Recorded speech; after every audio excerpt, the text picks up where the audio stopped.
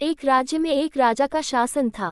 वह कीमती वस्त्रों, आभूषणों और मनोरंजन में अत्यधिक धन खर्च कर दिया करता था, परंतु दान धर्म में एक दमड़ी खर्च नहीं करता था।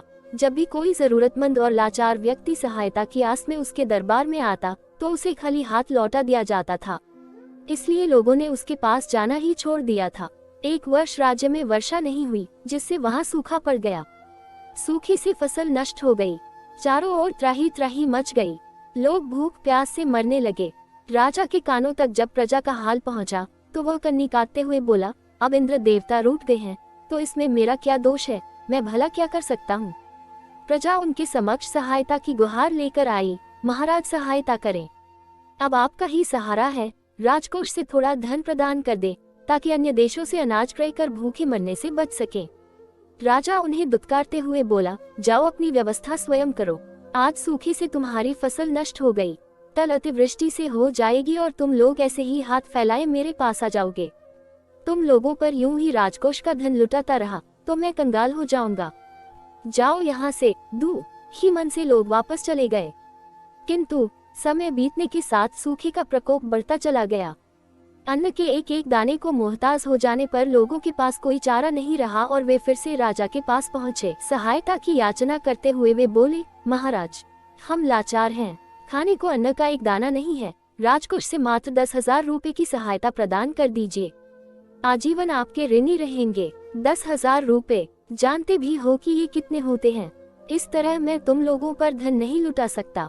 राजा बोला, महाराज राजकोष सगार है और 10,000 रुपए एक बूंद दे देने से सागर थोड़े ही खाली हो जाएगा। लोग बोले, तो इसका अर्थ है कि मैं दोनों हाथों से धन लुटाता फिरूं।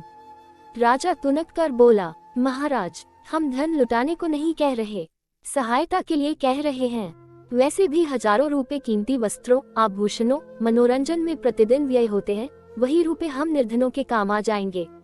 मेरा धन है, मैं जैसे चाहे उपयोग करूं। तुम लोग कौन होते हो मुझे ज्ञान देने वाले? तत्काल मेरी दृष्टि से दूर हो जाओ, अन्यथा कारागार में डलवा दूंगा। राजा क्रोधित होकर बोला। राजा का क्रोध देख लोग चले गए। दरबारी भी राजा का व्यवहार देख दुखी थे। ऐसी आपदा के समय प्रजा अपने राजा से आस न रखे तो किससे रखे? ये बात वे राजा से कहना चाहते थे, किंतु उसका क्रोध देख कुछ न कह सके।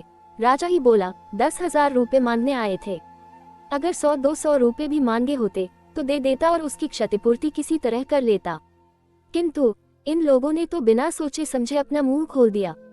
सच में अब तो नाक में दम हो गया है।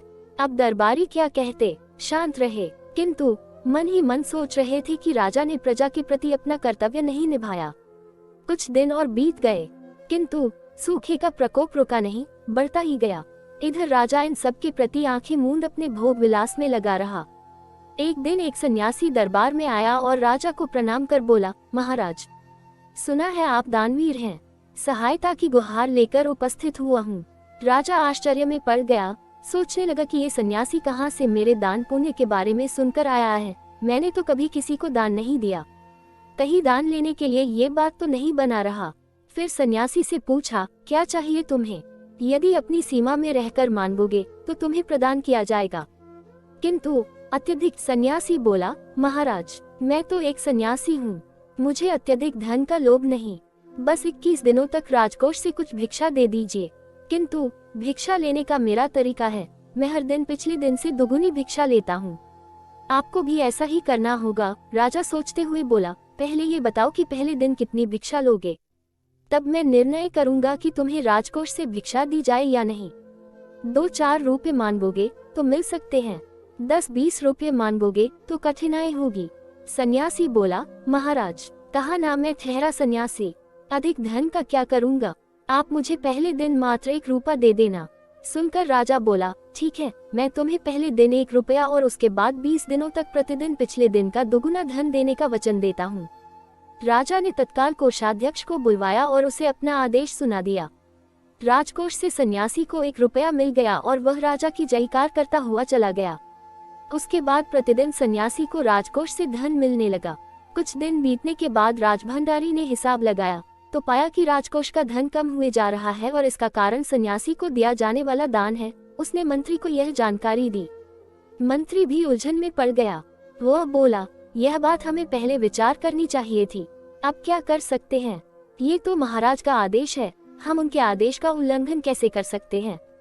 राजभंडारी कुछ नहीं बोला। कुछ दिन और बीते और राजकोष से धन की निकासी बढ़ने लगी, तो वह फिर से भागा भागा मंत्री के पास पहुंचा और बोला, मंत्री जी, इस बार मैंने पूरा हिसाब किया है, वह हिसाब लेकर ही आपके पास उपस्थित हुआ हूँ। मंत्री ने जब हिसाब देखा तो चकित रह गया, उसके माथे पर पसीना आ गया। उसने पूछा, क्या यह हिसाब सही है? बिल्कुल सही, मैंने कई बार स्वयं गणना की है। राजभंडारी बोला, इतना धन चला गया है और अभी 21 दिन होने में बहुत समय है, 21 दिनों बाद क्या स्थिति बनेगी, जरा बताओ तो। भंडारी बोला, वह हिसाब तो मैंने नहीं लगाया है, तो तत्काल हिसाब लगाकर मुझे बताओ। मंत्री ने आदेश दिया। भंडारी हिसाब करने लगा और पूरा हिसाब करके बोला, मंत्री जी, 21 दिनों में सन्यासी की दान की रकम 10,48,576 रुपए होगी। क्या? मंत्री बोला, तुमने सही हिसाब तो लगाया है, इतना धन सन्यासी ले जाएगा तो राजकोष खाली हो जाएगा। हमें तत्काल ये जानकारी महाराज को देनी होगी। वे तत्क्षण राजा के पास पहुंचे और पूरा हिसाब उसके सामने रख दिया। राजा ने जब हिसाब देखा तो उसे चक्कर आ गया। फिर खुद को संभाल कर वह बोला, ये सब क्या है? मंत्री बोला, सन्यासी को दान देने के कारण राजकोष खाली हो रहा है। राजा बोला, ऐसा कैसे हो सकता है? मैंने तो उसे बहुत ही कम धन देने का आदेश दिया था। मंत्री बोला, महाराज, वह सन्यासी बहुत चतुर निकला, अपनी बातों में फंसाकर वह राजकोष से बहुत सारा धन ऐंठने के प्रयास में है। राजा ने राजभंडारी से पूछा, फिर से बताओ कितना धन सन्यासी लेने वाला है? 10,48,576। राजभंडारी बोला, परंतु मुझे लगता है कि मैंने इतना धन देने का आदेश तो नहीं दिया था। मैं ऐसा आदेश दे ही नहीं सकता। जब मैंने अकाल पीड़ित प्रजा को 10,000 रुपए नहीं दिए तो भला एक सन्यासी को इतना धन क्यों दूंगा? राजा सोचते हुए बोला, किंतु सब आपके आदेश अनुसार ही हो रहा है महाराज, चाहे तो आप स्वयं हिसाब कर लीजिए।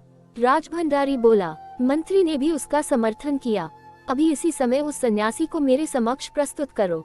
राजा चिल्लाया। तुरंत कुछ सैनिक भेजे गए और वे सन्यासी को लेकर राजा के सामने उपस्थित हुए।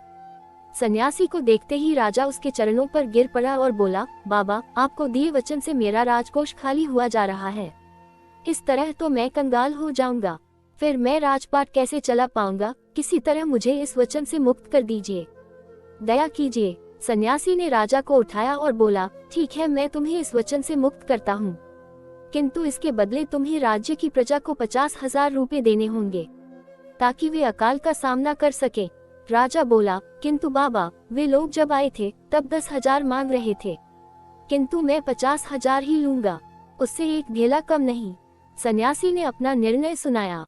राजा बहुत गिड़गिड़ाया, किंतु सन्यासी अपनी बात अड़ा रहा। अंततः विवश होकर राजा 50,000 रुपए देने तैयार हो गया। सन्यासी ने अपना वचन वापस ले लिया और चला गया।